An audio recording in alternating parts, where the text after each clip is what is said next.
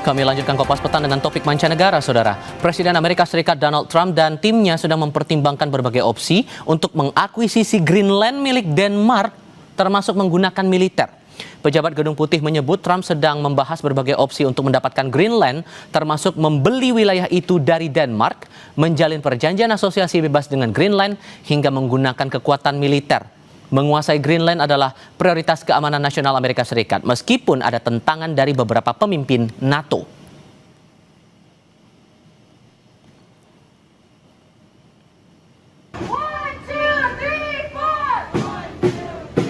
Sementara itu, sejumlah warga Amerika Serikat menggelar aksi protes atas penangkapan Presiden Venezuela Nicolas Maduro di luar Pengadilan Federal Manhattan, New York. Para demonstran membawa bendera Venezuela dan slogan menuntut pembebasan Maduro dan istrinya. Mereka menilai Trump tidak punya hak menangkap Maduro dan mengganggu kedaulatan negara lain.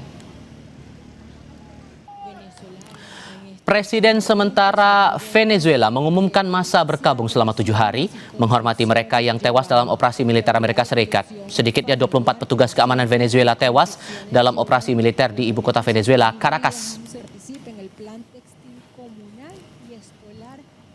Kami ulas bagaimana kemudian dunia menyikapi langkah dan ancaman Amerika Serikat usai menangkap Presiden Venezuela Nicolas Maduro. Kami akan bahas ini bersama praktisi dan pengajar hubungan internasional dari Synergy Policies, Dina Prapto Raharja. Mbak Dina, selamat sore, apa kabar Mbak? Selamat sore, kabar baik, terima kasih. Sudah dengan Venezuela, kemudian ada ancaman terhadap Greenland, sebelumnya juga ada ancaman ke Kuba, ke Kolombia. Ini Anda bacanya Trump bakal serius nggak nih?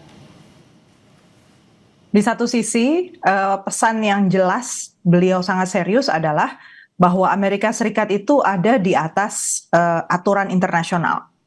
Dan bahwa Amerika Serikat serius mau melakukan riset riset itu maksudnya kembali ke nol lagi ya, aturan-aturan main di tingkat internasional itu mau diputar ulang kembali supaya lebih menguntungkan Amerika Serikat. Kalau dilihat dari National Security Strategy yang dikeluarkan oleh Donald Trump di bulan November 2025, intinya jelas bahwa Amerika Serikat ingin mempertahankan dominasi atau kalau dalam bahasa hubungan internasional itu hegemoni ya dari Amerika Serikat di global. Walaupun sebenarnya faktanya itu akan sangat sulit terjadi melihat situasi dalam negeri ekonomi Amerika Serikat sekarang defisit, kemudian justru yang dianggap sebagai musuh oleh Amerika Serikat seperti China dan Rusia, ternyata relatif baik-baik saja ekonominya, bahkan mengalami surplus ya si China itu. Oke, sehingga kalau Anda melihatnya reaksi dunia termasuk sekutu AS di Eropa akan gimana merespon ini semua? Kalau Eropa, saya pernah nulis tentang ini dan saya lihat mereka itu sebenarnya khawatir dengan bayang-bayang dirinya sendiri.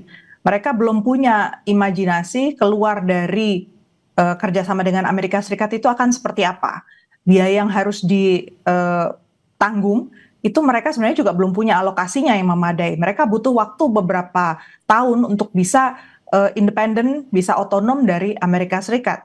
Itu sebabnya di NATO misalnya, mereka masih sangat gigih ya, berusaha untuk membuat suara NATO solid dan berusaha untuk mengiyakan saja apa yang diminta oleh Amerika Serikat.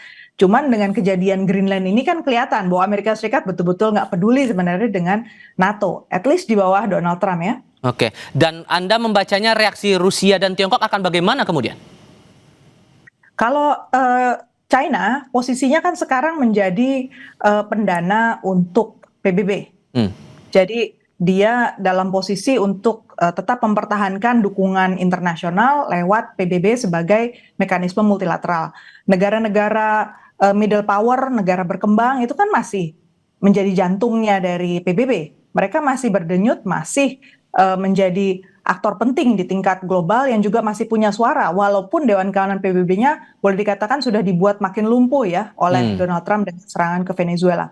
Rusia dalam posisi untuk tidak membuka konfrontasi yang lebih lebar, tapi bukan berarti kemudian dia tidak akan terlibat kalau ada konflik yang sifatnya menyenggol dirinya atau memprovokasi dirinya, dia bisa tetap masuk ke ranah persenjataan.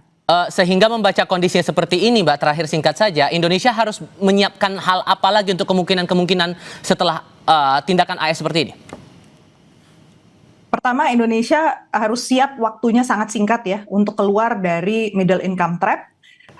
Dan kedua, agenda politik luar negeri Indonesia betul-betul harus serius keluar dari agenda prioritas Presiden Prabowo semata, karena konteks global berubah dengan total ya, dengan sangat cepat, sehingga nggak mungkin kita bisa mencapai agenda prioritas itu kalau kerjasama internasional tidak ditangani dengan serius. Baik, Mbak Dina, terima kasih banyak sudah berbagi perspektif bersama kami. Selamat sore, Mbak. Selamat sore. Kami segera kembali, tetap di Kompas TV.